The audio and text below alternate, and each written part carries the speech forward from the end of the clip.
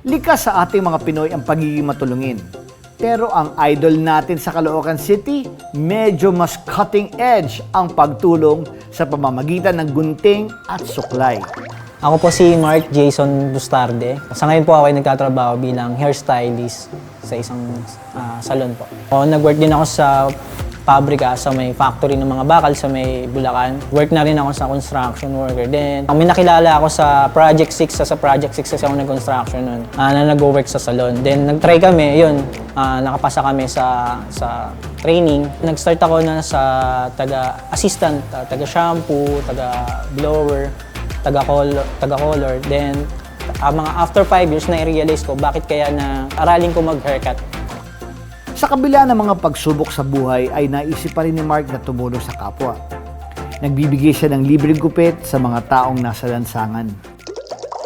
Noong 2020 na bandang September, nagbablog na ako noon.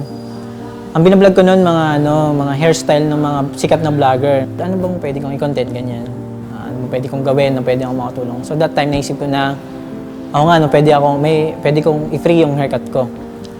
Pero kanino, sabi ko, yun, naisip ko na gupitan ko yung mga homeless, yung mga talagang walang-wala.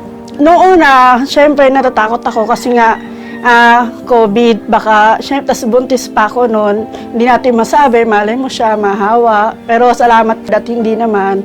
And syempre nakaka-proud bilang asawa niya na tumutulong siya sa kapwa nang walang hinihinging kapalit.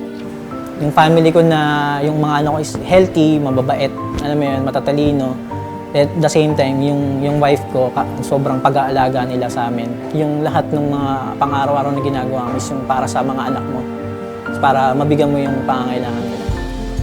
Dahil sa pagtulong na to na ginawa ni Mark, nag-trending ang kanyang Operation Makeover sa social media. Ano kaya ang saloobin ng ating bida sa serbisyong binibigay niya?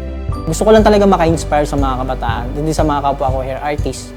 Na alam mo yun, pwede kang gumawa ng mga gandang bagay kahit wala naman na hinihinging kapalit. Tinuturing ko siya sa giving back sa community. So yun, actually, yung time naman na yun, kahit wala namang camera, pwede ko naman siyang gawin. At the same time, ang ko doon, gusto ko maka-inspire sa mga kapwa ko hair artist. Kaya din ako nagbibideo. Alam mo yun, para meron akong balikan na mapapanood. So, isip ko, ginawa ko pala yung bagay niya yun. Kung ano man yung work mo na pwede mo ibigay sa mga taong walang-wala, pwede kang makatulong. At the same time, ginagawa ko siya para sa mga anak ko. So pag yung video na yun, pwede nilang balikan na, alam mo yun, na pwede kang tumulong sa mga tao kahit hindi ka naman sobrang yaman. Pinatunayan ni Mark na lahat tayo ay pwedeng maging modern heroes. Basta galing sa puso ang pagbibigay ng serbisyo at malasakit sa ating kapwa. Yan si Mark Jason Bustarde, ang ating certified Be the Best of the Week.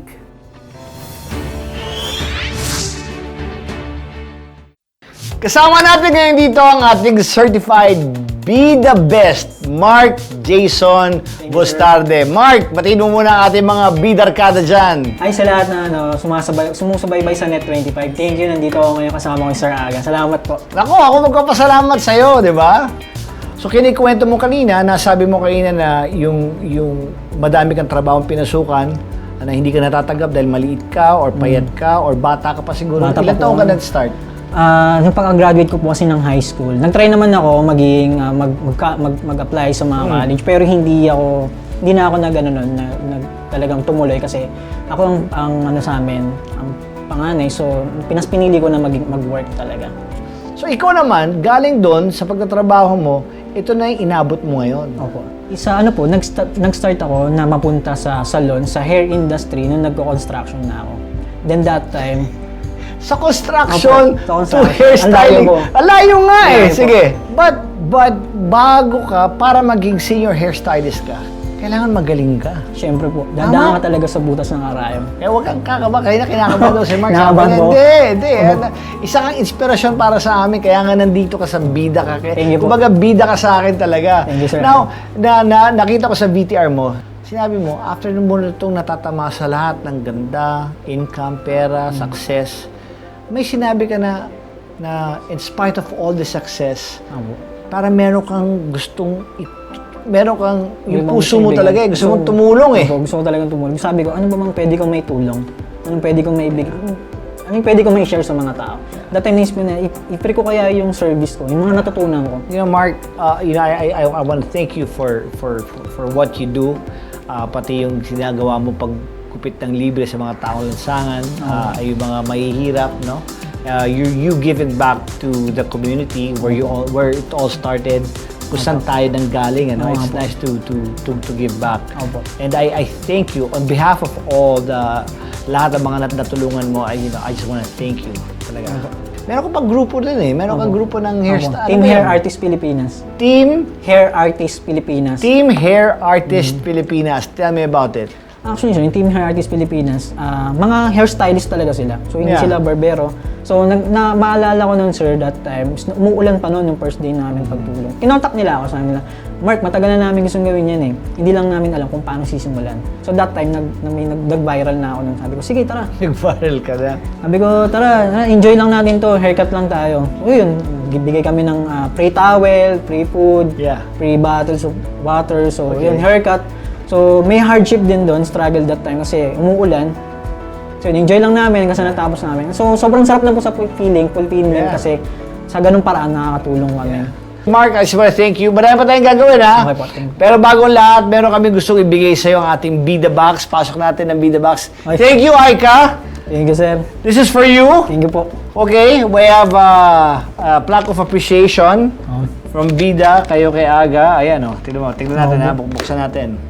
Oh, gusto ko nakikita talaga to, eh. Ang lupit na yun. Thank you. Just a little something from us here. Opo, thank you po. See that? A plaque of appreciation. Mark Jason Bustarde, be the best of the week. Thank you, sir. Ang lupit nun, sir. Tignan mo, ito yung ginagawa mo. Ayan, oh. Galing. Sa FCM yan, sir. Saan to? FCM, sa may FCM. Fairview. Okay, Yung sa mall doon. Fairview. Thank you. Teka muna, meron pa akong ano dito eh. Meron dito, meron kami Surprise surprise pa. gift pa. Thank you Aba! Kahit ako dito na surprise. Yan. This is for you. Okay. Thank you po, sir. Buksan mo ha. Pwede mo buksan. Gusto ko makita eh. Wow. Ito. Okay. Siyempre. Okay, sir Kate. Thank you sa mga client ko. Thank you. Ha? Thank you po. Oh. Sir, pagka ginupitan kita. Pag ginipitan mo ako, sabi ko kay Mark, magpapagupit ako sa kanya eh. Hindi ngayon, pero siguro 2 days from now, pag-usap tayo, tatawagan kita, pagupit po. tayo. Ayan oh. Ayos. Thank you po. Di ba? Meron kayo nito oh. Bida kayo kay Aga. Thank you po. Diba? Thank you, Net25. Thank you. Tapos Thank you, ito ngayon, isama mo na rin ito, bigyan mo yung mga kasama mo sa Team Hair Artist. Team Hair Artists Pilipinas, ano? Okay, maraming salamat. Thank you Mark, so much po. it's yours. Thank you! Thank you. Parang kinakabahan din ako ngayon, Mark. Siyempre, hindi matatapos to na hindi mo na ipapakita kung paano yung style ng paggupit mo. Okay ba? So, pwede ba meron kami ditong... Sigurado ka ba? Halika Okay. ito. Ken! Okay. Ito, Ken! Mark! Okay? Okay. Nice to meet you po. Naka-ready ka na? Papagupit ka? Yan. O Mark, okay lang ha? Okay po. Thank you po. O yan, halika, hawakan ko to. Okay. Dito tayo, halika. Halika natin dito. Sige po. Tignan natin. Paano ang gagamitin natin. Yes. Okay. Tignan natin kung may pag-asa pa si Ken. Okay, sir. So, check muna natin. yung First, hair ano niya, sir. gagawin mo? Okay. So, ngayon, sir, ang gagawin natin, consult muna natin si client kung ano ba talaga yung gusto niya. Siyempre, ano ba yung gusto niya? So, sir, ask ko lang, ilang months na itong last mong haircut? O, a month pa lang? A month pa lang. Okay. So, dito, sir, tama ba, sir, ayaw mo na masyadong manipis yung hair mo? So, yun. So, yan, sir, haircut ko na. Sige, umpisa mo na. Gusto ko makita. Okay. Kita mo ha. Ang galing oh. Senior hairstylist. Okay lang, sir. Ang classic ah. Ayos lang. Yan, ganda ng cave, sir, ah. Di ba? Ayos na ayos, sir. Bida kayo kay Aga. Okay. Dapat paano makita mo. Ito, sir, ah. Pwede. Okay. Okay, sir. Woohoo!